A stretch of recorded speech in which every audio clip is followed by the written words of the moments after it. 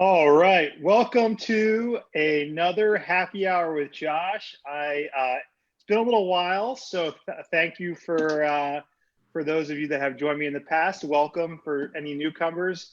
Cheers! I'm super excited. We have Nina Tulio joining us. Say hi, Nina. Hi, everyone. So excited to be here. Thank you so much, Josh, for having me. Oh, please, the pleasure is ours. Nina is, for those of you who don't know, Nina was in about 2 weeks from now scheduled to be at our big show in Atlantic City, which unfortunately, for obvious reasons, was canceled. And we're so excited that Nina has agreed to basically share some snippets from the topic that she was going to share with us on stage. So this isn't quite as fun, but it is 2 o'clock where you're at, so I believe you're probably not having a real drink. What do you got there, Nina? I have flavored sparkling water. So cheers to that. You're making me feel guilty. I was doing a bunch of these happy hours when the shutdown was happening, and I didn't think any of us needed an excuse to have a drink, but I felt like I needed to take a break for a while. It's been a couple months, but we're back. So anyway, so those of you that we're going to dive into it. So you ready? I'm ready. I'm always ready. Let's go. All right, let's do it. So, and I do have, I'm looking at some of the chat here. So we're getting some people saying holla. And so for those that don't know Nina, you see her everywhere nowadays. I feel like you're trending, you're blowing up. But Nina is what they call a little bit of a homegirl, meaning she's from the Lehigh Valley area. For those of you Pennsylvanians, but Nina, you've done everything from own a salon, like start one. You've ran a chain of salons for a large chain, and I think you had 8 locations under your purview at one point. You were and maybe still are. I don't know if you're still doing hair, but you're a stylist at heart, I think. Is that true? True. Well, listen, I haven't done hair now since I sold my business, but I did hair for almost 20 years. So yeah, for sure. Yeah. So you're a stylist. So you're multifaceted. Now you help thousands of salon owners and stylists to achieve their dreams, and we're happy to have you. And you're heralding from Los Angeles right now. So yes. All right. So let's get into it. Our topic is servant leadership, and maybe a good place to start is for describe to us what that means to you, Nina. So I get a lot of questions about this because this is I'm very passionate about leadership, but also very passionate about servant leadership. And people say, well, what does this servant leadership actually mean? And, it really is a leadership style that really focuses on serving your stylist, your team, your receptionist, your whole entire team first. That really is the foundation of servant leadership. And then of course the leadership part comes secondary, but when you think about it, it really is coming from a space of putting your team first before your own needs. It really is coming from a space of love, care, compassion, and empathy, and really, working side by side with your team and really being equal. It's not like I'm here and you're here. We really run this business, and I'm running this business to help you and to serve you and to help you reach your goals, both personally and professionally. So it isn't something where you can wake up tomorrow and be like, oh, I'm going to be a servant leader. You really have to, it has to come from your heart. It has to really come from a very genuine space. You can learn how to be more of a servant leader, but it really is putting all the care and all the focus on the team first. And really, instead of maybe focusing on numbers and focusing on money and focusing on all the other things, it's serving them first. And then all of the other things will then come naturally. So that really resonates with me. I remember reading a book a long time ago called The Customer Comes Second, which I feel like sort of, they're in the same universe. Let me ask you this, and this is not to reject what you're saying, because I'm a big believer, but I think when some people hear what you said, maybe particularly of a certain mindset, might say, well, I can't let the hens rule the roost. I don't want to be a pushover. We have to have rules. So maybe describe to me sort of servant leadership and balancing it in that context. Absolutely. So being a servant leader doesn't mean that you still can't have structure, systems, and accountability in your business. Actually, being a servant leader is encompassing all of that. So, even for myself running my business, I felt like I was a very caring, compassionate leader. And I really worked from that space, but I also ran a very tight ship. everybody knew that I would do anything for them, but they also knew that they had to show up and do what they promised to do, as I do, as their leader. So it doesn't mean that, you're serving them in a way where they get to just kind of walk all over you and do whatever they want. It means that you're serving them so you can actually pull out their full potential. And by doing that, you have to have structure, you have to have systems, but you're just doing it in a way that comes from a more empathetic, compassionate space, if that makes sense. It does. Can you maybe I don't know, I mean to put you on the spot on this, but maybe share an example of whether this is like a tough conversation or just a moment where you might see what you're describing, where it's like a little bit of having to give tough love, but at the same time having that servant mindset? Sure. So I think, one-on-one coaching and really having the coaching aspect of this is really important. So when you're coming from a servant style leader, you're constantly thinking on how you can encourage, how you can coach, how you can continue to mentor, and even focus more on personal growth and development. So if somebody, let's just say somebody did something that you didn't like in your business, or it wasn't brand consistent, it doesn't mean that you're going to just continue to allow them to do that. You're going to pull them aside and say, hey, listen, I didn't like XYZ, or maybe the way that you handled a guest or a client. I didn't like that. Let me hear your side and kind of understand where you're coming from. And then also then going into, okay, I understand where you're coming from, but this is part of our brand and our brand mission and promise to our guests. So let me walk you through how we can, and you're kind of coaching. So I see why you did that, but now let's talk about why I really want you to do it this way and why it's important that we do it this way. So it's a constant coaching, but it's also explaining the why. I feel it's very important to constantly explain your why to your team so they understand why you're doing things, so they can then start to buy into your brand and your business on a much deeper level. It sounds like, two things I took from what you said. Number one is making sure that your team understands that even when you're having those tough moments, you're doing it with their best, and you're always have that pure heart, right? Yes. You always want the best for them, and I think that's really that balance. That's what I took from what you're saying.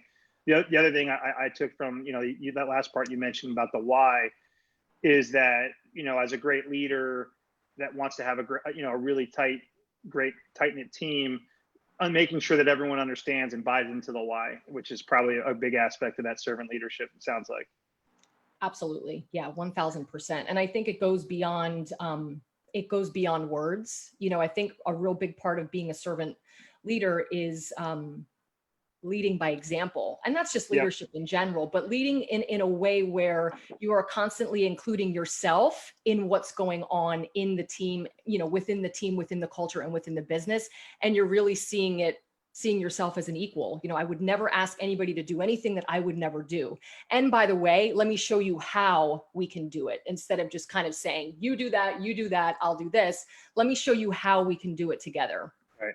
And I just love, for those of you listening, just your language, it's subtleties, but just the way, even some of you probably don't even realize you're talking that way, but maybe you do. It just sounds different than what sometimes, I'm as guilty as this as anyone. You just want to, come on, you just want to get to it and, hit them over the head, metaphorically speaking. So I appreciate it. So it sounds like this concept is really tailored for our industry in particular. In the dynamic of the salon owner, particularly the hairdresser relationship, where I think the balance of power is not the same as many other employer relationships. Right. Maybe elaborate on why you feel that in our industry, servant leadership concepts are even more important than ever. Absolutely. Here's the thing. We are such an emotionally driven business. We pour our heart and our soul into every single guest, every single time they walk in the door, right? This is just how we function. We just genuinely care deeply about people. And so if taking that, I always thought of it this way, if I could take that mindset of doing that, with the guest, take that mindset and that focus and put it into my team, you see the response that you get when you put and pour your heart and soul into a client. They love you. They send you referrals. Maybe they tip more. You have that solid relationship with them. If you invest in your team that way, think of the reward and the turnaround that you would get from your team. It's really investing in them on a much deeper level, and also more of a personal level too. I think that it's just one of those things where, it's constant work on the relationship with the team members. You have to get to know them. Not everybody functions the same. So you're almost having to tailor and customize the way that you talk to each and every single one of your team members that works for them, where they're going to understand and really buy in. Yeah, it sounds like it's like you're putting trust in that trust bank account. You're spending time with them. Sure. It sounds like that's important. I was just thinking, inherently, some people naturally are really good at that, and some people are not at. And again, I'm just thinking of myself right now. Sometimes I just want to, maybe it's my lack of patience. I just want to get the work done, and not the squishy stuff. Sometimes gets, I don't have patience for it. But particularly when you're running a salon, I mean, that is probably an investment in the most valuable asset you have. I mean, no single customer would ever outvalue that time that you're referring to, I bet. For sure. And it really goes both ways. So you mentioned that book early on about the was it Customer Comes Second, right? Was that the name of the book? Yeah. So I believe in that, because I truly believe that the way that you treat your team is the way that they're going to treat the guest. And so if you're kind to them, if you nurture them, if you empower them and inspire them, and really spend time getting to know them and what makes them tick, not only just in the salon. I'm not just talking about let's grow the business and numbers, but really their own personal goals too, whether it's buying a house, paying off a car, debt, anything like that. Really working closely with that, you're building the relationship, you're building trust, and you're also creating loyalty and longevity. So when they have that respect and that relationship with you, they typically stick around a lot longer, and stay in your business with you. Just given the uniqueness of the time period we're in, is there anything specific to this post-COVID situation and servant leadership, and just, whether it's just even that more important, or something that you've sort of thought about as a result of this time period and said, hey, we really got to double down on this? I do. And you know what? So right now, I believe more than ever, hairstylists are looking for safety and security within their business, within their leader, within their owner. And I truly believe that, number one, having a clear vision of what is going to come, having that set in stone and communicating that with the team so they feel safe moving forward. But also, I really think what is important to spend more time on is empathy, because none of us have ever gone through anything like this before. So imagine how scared and nervous you are as an owner. You also have to understand and put yourself in the position of a stylist that has never been through this either. And as a leader, it's really, really, really being able to put yourself in their shoes and being empathetic to their situation, whether it's a husband or wife or somebody else lost their job during this, understanding that there are so many other struggles beyond them just being in your business. So I think empathy is key. And also I think it's feedback. Servant leadership really spends a lot of time gaining feedback from their team. And it's important for you to listen and to understand that what they have to say is important. It doesn't mean that you're going to do everything that they ask. Hey, let's paint this wall green today. Well, it doesn't even match with our color scheme. It doesn't mean that you're going to do that. It just can means you that tell you're me, listening. Can servant leadership solve the music, the age-old music like debate in salons? That's not going to work, is it? Right, the music and the air conditioning and the heat. Right, exactly, it's always one thing. I wish I could wave that wand, but I don't think it's so. not going to do it. Well, we're getting a ton of shout outs. Just want to welcome those that came on more recently. I can't type in and talk and say hi back to everyone. I want to give a special hello to our former salesperson, who is a new hairdresser behind the chair now. Yay. Danny, what's up, Danny? So anyway, back to it. All right. So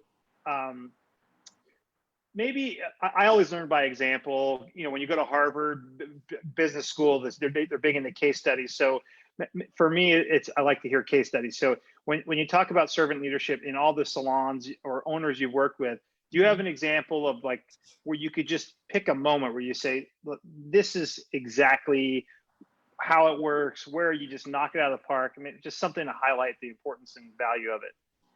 So actually, the first thing that comes to my mind is the way that you speak to your team. And this was a real life situation that happened with someone that I was coaching and working with for a while. Amazing salon owner, amazing team, great salon, going through some things and challenges.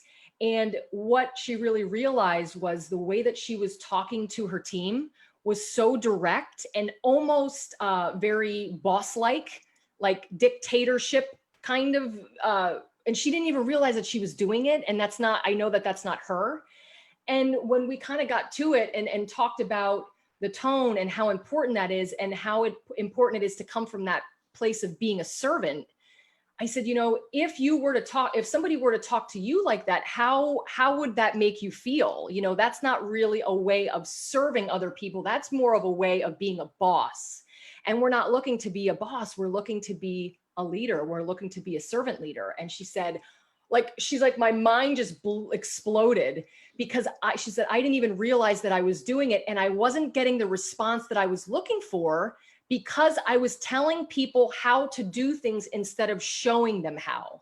And it was one of those things where, her business is completely changed. She's doing very well. She's worked so hard, put in all the work, and has been really conscious of the way that she talks to her team now. And instead of dictating and you do this and you do that, it's more inclusive. It's more coming from a very appreciative place and of value. And I think that's where she started to see the big turnaround and the response of the way that they were, absorbing the information that she was sharing with them. So that was probably one of the biggest. That's cool. Well, as you were sharing that, it reminded me, I do some leadership programs, and I have this slide where it says, Confucius says, and Socrates asks, and there's a long story behind it, but basically the idea that is you want to manage like Socrates and ask great open-ended questions and really understand your team, which is what you were saying a little while ago about just some of the language you were using versus Socrates versus Confucius saying this is what you need to do, this is what you need to do, blah blah blah. So it sounds like you're kind of you and I see things very similarly. That's cool. So if let's just say that I'm an example of that person that you just described, that's kind of just very authoritarian, and I'm not getting the results from my team, or I want to adopt more of these principles. What are some tips to start? Where do I start? So honestly, like we kind of start from the bottom up, and that's just getting feedback from the team. I think as a leader, you have to be able to take constructive criticism, right? And sometimes the team isn't really on board if they know that you're gonna know it came from them. So I actually have a whole entire feedback form that is created, and it's all anonymous. So the team can actually give you feedback on your leadership and how you are growing them and growing the business. I think that's kind of the foundation, and being open to receiving it, right? Because it's not easy to hear things about yourself that may not be so flattering, right? But that's where the change really starts, is being open to their feedback. And then we kind of go through an exercise. So in this case of someone who maybe is having a little bit of a hard time with their tone or the way that they're talking to someone, it is turning it around on them. And I've done this before where there is a lot of we would do some role playing and say, listen, if you be the stylist and let me talk to you, and let's just absorb and see how that makes you feel. Because really at the end of the day, what we're trying to do is Nina, let me ask you a question. So when you're working with someone, you could do that, but who would do that on behalf? Like, how would I do that if I'm a salon owner on my own? Like, do they just ask somebody to talk to them the way they talk to them? Like, how would you do that by themselves? I got you. I'm sorry. I misunderstood your question. Yes, you're right. So basically it's a lot of self-assessment. So I think it is then taking a step back. So you're gaining feedback. Still, that's number one. I keep that. That's always number one. So you mean gaining feedback on your own style of management? I like that. Yes. So how would I do that? So there's a couple different ways, but you can, and I have a whole form listed of questions that, we would use. And there's a couple of them, like, how would you rate my management style or my leadership style? Is there anything that I can do to better help you grow your business? Is there anything that you think, if you were a manager for a day, are there things that you would change to, you're really putting yourself out there. Yeah, well, so I'm smiling and laughing because I'm laughing and wondering what people would say about me. but more importantly, would they be honest, or how do you organize Well, that right. anonymously? You just do a Survey Monkey that's anonymous, or Yep, you do a Survey Monkey, so it's all anonymous. This isn't like, you know, because some people with handwriting, they won't even do it because they're of like, well, she's course, going to right? recognize the handwriting. So it's all anonymous through surveymonkey.com. And it's short questions, maybe 8. And you're asking them, you have to have a team meeting to present this to your team, to tell them that their honesty is going to help you as the leader become better for them. So it's not like a, oh, I hate Nina meeting, you know, if I'm the owner of the business. It's like, help me so I can help you. And so the feedback is incredibly important. Then when you get the feedback, which I recommend doing when you're alone, because some things happen and you don't maybe want to read what they're saying, you have to really self-assess. And there are a couple of things that you can ask yourself, you know, as you're reading them. Do I really communicate well? Is there any way that I can change the way I communicate? Are there things that I can do to better show up for my team on a daily basis? Do I come in when I'm smiling and happy and positive? Or is that something that I really need to work on? So with their feedback, you're always self-assessing and figuring out how you can become better. So, something you just said just sparked me. So I want to just highlight it. So Sure. you mentioned about coming in positive, and you know, it's funny. Simultaneous to that, there's some comments going on about owners talking about politics on social media, which I don't want to go down that, but it kind of intersects in the sense that, you know, we all leave this wake, this leadership wake in the water, right? Mm-hmm. And I think with COVID and all the other crap going on right now, there's a higher likelihood that we're not leaving this positive wake Mm-hmm. with our leadership. And I think if you're talking about being a servant leader, or just being a positive leader, you Sure. just got to fight that inertia and just make sure that you are that uplifting force for your team, right? And I think so. When you said that, I just couldn't resist. So I love it. No, it's true. It's very, very true because they're following your lead. And so what you're saying to them is if you come in and listen, we all have bad days. Nobody's perfect, believe me. But when you're coming in, hold on. I mean, you know. aside All from right, you, maybe not, aside from maybe you, not, okay. maybe not. All right, okay. Listen, but when you come in every single day or consistently and you're not positive and you're not supportive and you're not encouraging and you're not smiling, you're telling your team that that's okay and that's the standard of your business. So you have to make sure that even when you have stuff going on, you know, we always used to say, you know, we hang our stuff at the back door, we leave it there and we pick it up later. And as an owner that, you know, went through a lot of things in my life during the time of ownership, I had to walk the walk, meaning that I had to do that too. And it didn't mean that I had to be perfect and everything was great and rainbows and butterflies, but to set the tone for the day and the standard of the business, that's the first impression with your team every single day. So whatever you do, you're in essence saying that I allow you to do that too. Love it. So, so back to the original question: tips to become a servant leader. We did this whole idea of a self-assessment with the team, Mm-hmm. which I love. I'm going to do that with my team. Is there anything else that you'd throw out as a good place to take a first bite at the apple? I think the feedback is great. Self-assessing, of course, would be second. I think the other thing too is really get to know your team personally. I think it's really important to do that because when you spend time with coaching them one-on-one, which is something that I speak about and I teach and coach to, that one-on-one time, basically what you're saying is, I'm here to spend time to get to know you as a human.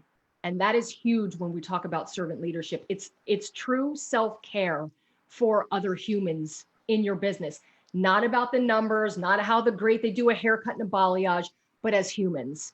And that will actually solidify the relationship, the respect, the camaraderie, the loyalty that you have with your team is just spending time getting to know them. Now, on the flip side of that, because I know that people ask me this all the time, well, I don't want to invest in them too personally. I don't want to get to know them too personally because then I blur that line, right? Yeah, I become their friend. I'm not, yeah, exactly. Exactly.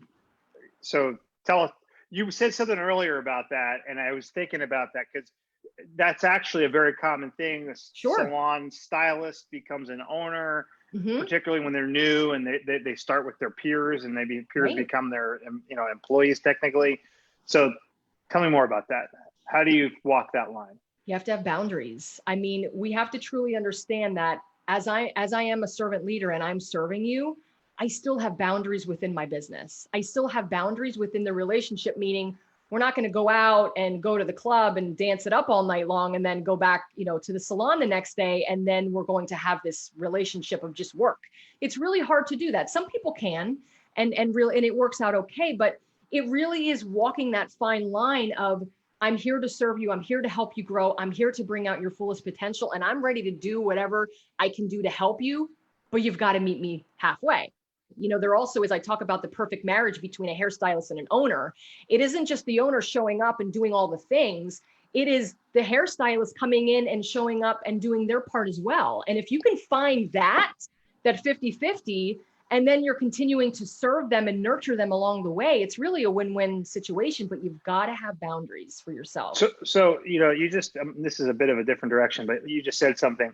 So about that meeting halfway. So how do you, as this servant mindset, you want to do everything you can to help mentor and lead and all the things you just said. Yep.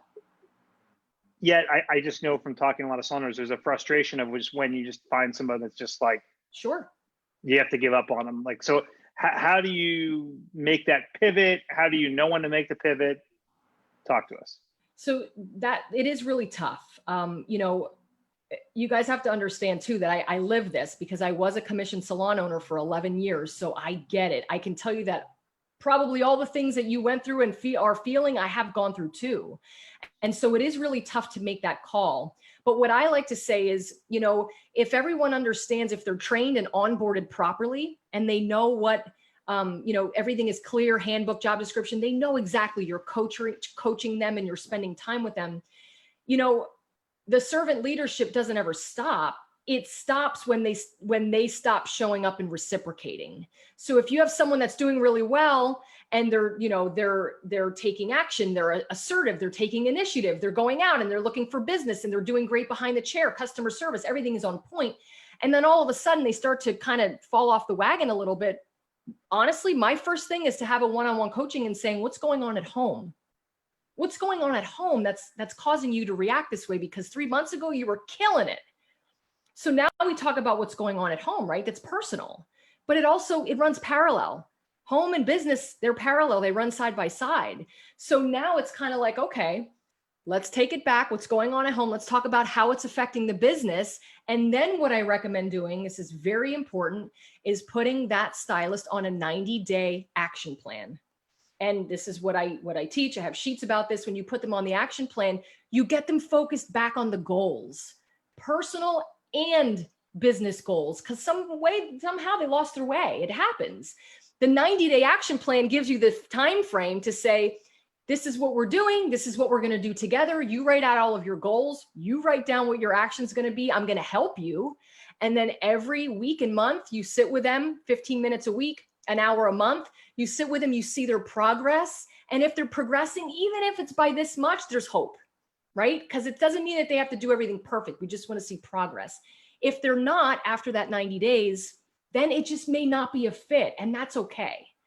It's okay. It happens, but you're giving them that 90-day window to, turn around. Love it. All right. So we did 30 minutes so far. Good stuff. It's been an absolute pleasure having you in my happy hour with our peeps over here. Anything I didn't ask you, anything you want to just get out, just anything you just want to share with our Art of Business peeps. It could be even about something, just a different message altogether, or something about servant leadership we didn't get into. A couple things. I think that number one, if you're interested in learning more, there are tons of books to read. There's it's Robert Greenleaf, because we talked about the book, but he has the book Servant Leadership. And there are courses you can take. I mean, there's so much that you can do. So if you're interested in learning more about that style, you can obviously take time to do your due diligence and your research. But I think it really comes down to just care. Just I think it's a mindset. It's it just is a a total mindset. It's yeah. a nurturing mindset. And it has to come from that innate sense of caring for other people. And, it doesn't have to be so overboard, right? People may look at me and they're like, wow, you really go over the top. That's how I ran my business and how I was. It may not work for you.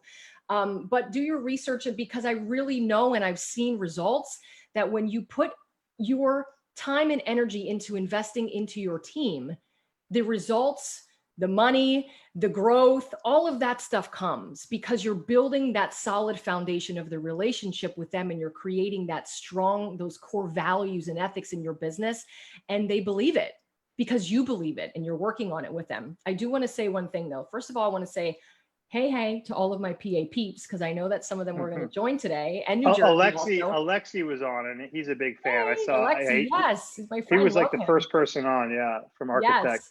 Love it. But I want to say hi to all of my Pennsylvania, New Jersey. I mean, there's a whole bunch of people over there that have been so supportive. And I just want to give a little sense of hope, especially during this time. I know that it has been so tough for everyone in this business. And I just want you to continue to keep moving. It's in stillness when the fear creeps in. So whatever it is, if you need to take a moment, take a break, do that. But keep moving forward, because if you stay still, that fear will creep in, and then all of a sudden everything that you worked so hard for, it kind of goes in the rearview mirror. So just keep moving, come up with new ideas, really spend time taking care of yourself, and then also continuing to nurture and take care of your team. And there really is hope. We are all in this together, and there is hope. There is light at the end of the tunnel for sure. We just have to keep moving forward. Well, thank you for that little dose of inspiration. We're getting a lot of shout outs on the chat, which you can go hit up later after. And you win the award for the best microphone of anyone I've ever done a happy hour with. Yay. So we'll get you, your trophy is coming. And I'll just say that I've heard so much about you. I've never really got to hear you speak. And after this little moment on Facebook Live, I am more disappointed than ever that we did not get to do this in Atlantic City. So we're going to run it back once the world's back to normal. So yes, awesome. It was a pleasure. And thank you so much. Thank you, everyone. And as I end all my happy hours, cheers. And bye-bye. Take care. Thanks.